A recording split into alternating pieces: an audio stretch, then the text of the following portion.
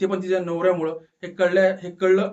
तर तिने विचारले की म्हणजे रवी तळपदेने सांगितलं होतं की तिचं वेगळं एका बरोबर लग्न लावलं होतं आणि त्यांनी धोका दिला.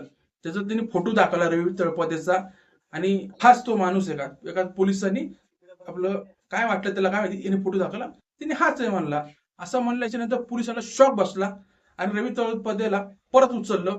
आणि त्यावेळेस पोलिसांनी एकच काम केलं, त्याला सगळ्यात पहिले थर्ड डिग्री दिली. थर्ड डिग्री दिल्याच्या नंतर पोलिसांनी त्याला सगळं सविस्तर सांगायला लावलं. तो रवीने सगळं सांगायला जरा एक अडका लागला की साहेब मी काय नाही केलं, तरी इतकं मार खाऊन सुद्धा पोलिसांनी परत त्याला उलट टांगला आणि परत चोपून काढला आणि परत त्याला विचारायला लावलं. त्यावेळेस तिने घटना सांगायला सुरुवात केली की 20-25 वर्षापूर्वीची गोष्ट आहे. मी आणि मोनिका प्रेमात पडलो. मोनिका ही खूप खूप मोठ्या घरातली मुलगी होती, हे मला माहिती होतं. मला श्रीमंत बनायचं होतं, म्हणून मी मोनिकाला प्रेमाच्या जाळ्यात ओढलं. आणि ही मोनिका चांगल्या घरात